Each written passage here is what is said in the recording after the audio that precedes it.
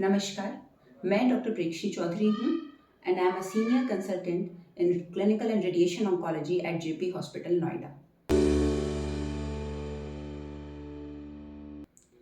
4 फरवरी को world cancer day के रूप में मनाया जाता है और इस वीडियो में आज हम कैंसर के बारे में कुछ बेसिक जानकारियों की बात करेंगे। सेल या कोशिका हमारे शरीर की बुनियादी इकाई होती है। सेल शरीर की आवश्यकता के अनुसार बढ़ती और विभाजित होती है। कोशिकाओं की उम्र जैसे जैसे बढ़ती या क्षतिग्रस्त होती है, ये कोशिकाएं मर भी जाती हैं और इनकी जगह नए कोशिकाओं का निर्माण होता है। जब पुरानी और क्षतिग्रस्त कोशिकाएं मरने की बजाय जीवित रह जाती हैं और जरूरत नहीं होने के बावजूद भी नई कोशिकाओं का निर्माण होने लगता है, तो ये अतिरिक्त कोशिकाएं अनियंत्रित रूप से विभाजित होती हैं, जिसके परिणाम स्वरूप ट्यूमर होता है और यही ट्यूमर कैंसर का रूप धारण कर सकता है। हालांकि हर ट्यूमर कैंसर नहीं होता है, लेकिन इसकी पहचान एक डॉक्टर ही कर सकता है। मेडिकल एक्सपर्ट्स और रिसर्चर्स के अनुसार पूरे विश्व में 200 से भी अधिक तरह के कैंसर होते हैं और सभी कैंसर के लक्षण एक दूसरे से अलग होते हैं। लेकिन कैंसर के कुछ समान लक्षण भी हैं, जिनमें अचानक वजन का कम होना, अत्यधिक थकान का लगना, गांठ या लंप का होना, त्वचा का रंग बदलकर पीला, काला या लाल हो जाना, तेज दर्द होना और लिम्फ नोड में सूजन। यहाँ एक बात ध्यान देने वाली यह है कि अवेयरनेस और अर्ली डायग्नोज ही कैंसर से लड़ने में एक कारगर हथियार है और इसी उद्देश्य के चलते हर साल 4 फरवरी को विश्व कैंसर दिवस मनाया जाता है। तो सेहत इंडिया के इस एपिसोड में हम डिटेल में जानेंगे कैंसर के कारण, उसके लक्षण और इलाज के बारे में। कैंसर के बारे में लोगों के मन में तरह तरह के सवाल होते हैं, जैसे कैंसर क्यों होता है, कैंसर के क्या सिम्टम्स या क्या लक्षण हैं, क्या कैंसर से बचाव संभव है। तो चलिए सबसे पहले बात शुरू करते हैं कि कैंसर क्यों होता है। कैंसर क्यों होता है इसका कोई डेफिनेटिव कारण नहीं है, पर अगर कुछ रिस्क फैक्टर्स होते हैं तो कैंसर के होने की संभावना बढ़ जाती है। तो क्या होते हैं ये रिस्क फैक्टर? सबसे पहला और सबसे इम्पॉर्टेंट रिस्क फैक्टर है तंबाकू, टबैको का यूज़, चाहे वो स्मोकिंग की फॉर्म में हो या स्मोकलेस हो। स्मोकिंग की फॉर्म में जैसे कि बीड़ी, सिगरेट, हुक्का, या स्मोकलेस टबैको जैसे मुंह में चबाया जाने वाला गुटखा, खैनी इत्यादि। इसका प्रयोग करने से शरीर में कई प्रकार के कैंसर होने की संभावना बढ़ जाती है, जैसे मुंह का कैंसर, गले का कैंसर, फेफड़ों का कैंसर, खाने की नली का कैंसर, एट्सेट्रा एट्सेट्रा। सो ये स्मोकिंग करना या गुटखा, पान मसाला खाना, ये डेफिनेटली कैंसर के लिए भी और शरीर में और कई प्रकार की बीमारियों के लिए भी हार्मफुल होता है। दूसरा इम्पॉर्टेंट रिस्क फैक्टर है अल्कोहल। अल्कोहल का consumption specially in excessive amount, ये भी हेल्थ के लिए इंजूरियस होता है और इससे कई प्रकार के कैंसर बॉडी में हो सकते हैं। तीसरा इम्पॉर्टेंट रिस्क फैक्टर है ओबेसिटी या मोटापा। ओबेसिटी की वजह से भी कई प्रकार के कैंसर होने का रिस्क बढ़ जाता है, जैसे ब्रेस्ट का कैंसर, यूट्रस का cancer. So it is very important कि एक हेल्दी वेट मेंटेन किया जाए।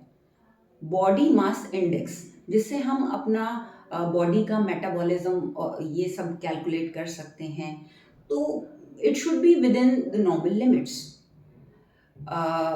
लैक ऑफ फिजिकल एक्टिविटी यानी कि शारीरिक परिश्रम ना करना, इसकी वजह से भी अन्य बीमारियों के साथ साथ कैंसर होने का खतरा भी बढ़ जाता है।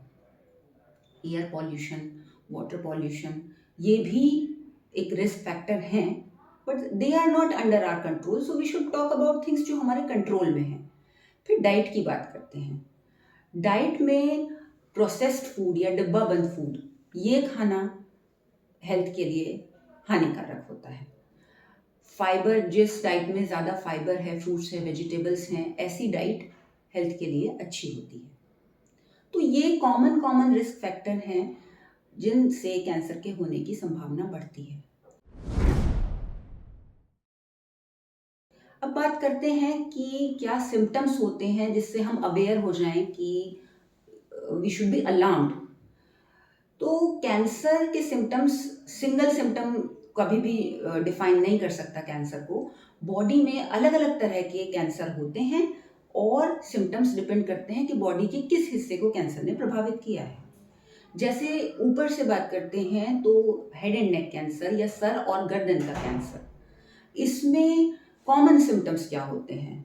जैसे मुंह में छाले होना, आवाज़ में बदलाव होना, खाना खाने में कुछ अटकता है, छाले बहुत दिन से ठीक नहीं हो रहे हैं, दवाई लेने के बाद भी छालों में आराम नहीं हो रहा है, या मुंह से खून आना, आवाज़ में बदलाव होना, इस तरह के सिम्टम्स, या गर्दन में कोई नई गांठ का बाहर से बाहर की तरफ गर्दन में गांठ का पता लगना, ये सब सिम्टम्स बताते हैं कि सिर और गर्दन के कैंसर होने के चांसेस हो सकते हैं।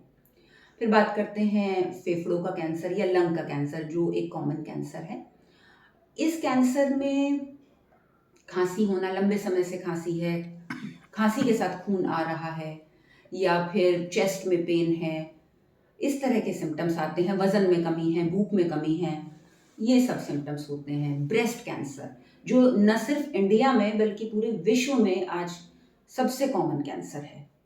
इसमें सिम्टम्स आते हैं जैसे ब्रेस्ट में किसी गांठ का होना, या स्किन में ब्रेस्ट की स्किन में चेंजेस होना, निप्पल से ब्लड मिक्स डिस्चार्ज आना, एक्जिला या आर्मपिट में किसी नई गांठ का महसूस होना। अगर हम बात करें सर्वाइकल कैंसर या बच्चेदानी के मुंह के कैंसर की, तो पीरियड्स में इरेगुलरिटी, इरेगुलर वेजाइनल ब्लीडिंग या फाउल स्मेलिंग डिस्चार्ज, पेट में दर्द होना, पीठ में दर्द होना। तो अगर इस तरह के सिम्टम्स हैं तो ऐसा ज़रूरी नहीं है कि ये कैंसर की वजह से हैं, तो घबराएं नहीं, बट डेफिनेटली आप जाकर अपने क्लिनिशियन से मिलें और इसकी जांच कराएं।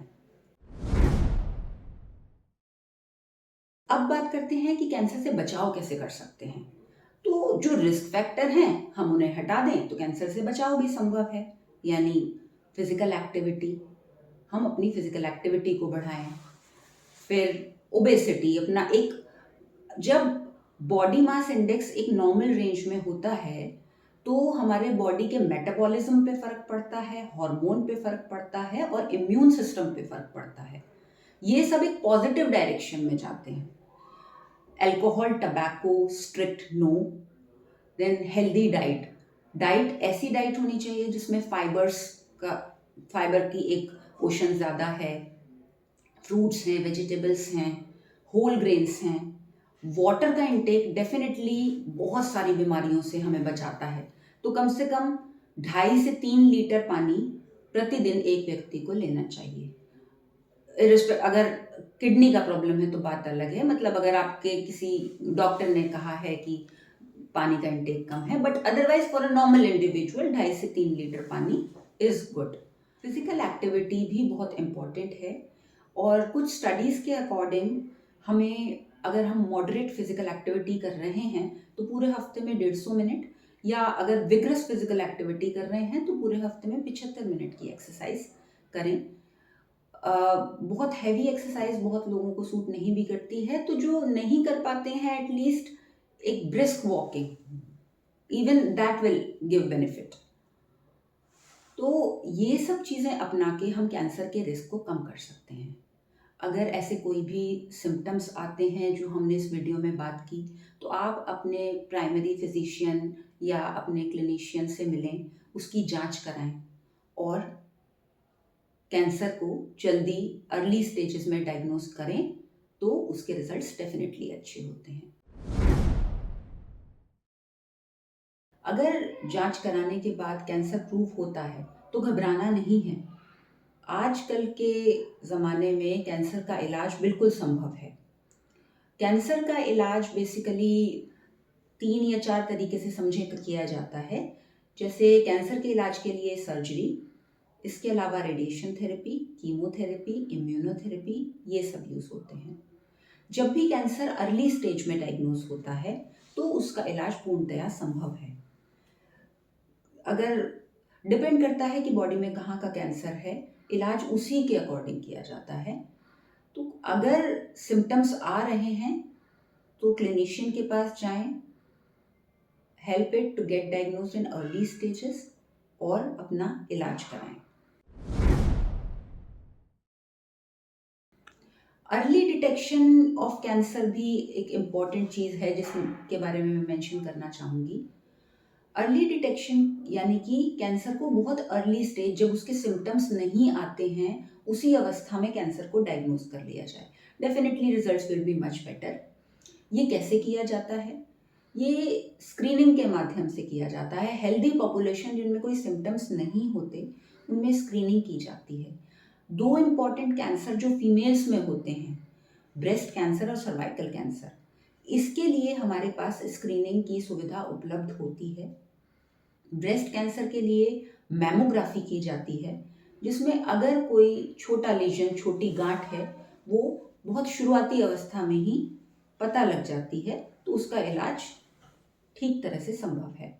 इसी तरह से सर्वाइकल कैंसर या बच्चेदानी के मुंह का कैंसर, इस केस में पैप्समेयर या एचपीवी वायरस की प्रेजेंस, उसको डिटेक्ट करने से हमें पता लग जाता है कि कैंसर अभी है या प्री कैंसरस कंडीशन है जो आगे चल के कैंसर बन सकती है। उसको अगर हम जांच करके और उसी समय पे उसका ट्रीटमेंट कर दें तो इसका इलाज संभव है। तो इस वीडियो को समराइज करते हुए मेरा ये मैसेज रहेगा कि अगर आपके बॉडी में कोई सिम्टम्स आ रहे हैं, कोई नए सिम्टम्स आ रहे हैं जिन्हें आपके लाइफस्टाइल से एक्सप्लेन नहीं किया जा सकता, तो उन सिम्टम्स को इग्नोर ना करें, उन्हें नोटिस करके और उन्हें अपने क्लिनिशियन से मिलके उनको इन्वेस्टिगेट कराएं। So always listen to your body, don't ignore any new symptoms. Stay healthy, stay safe. Thank you.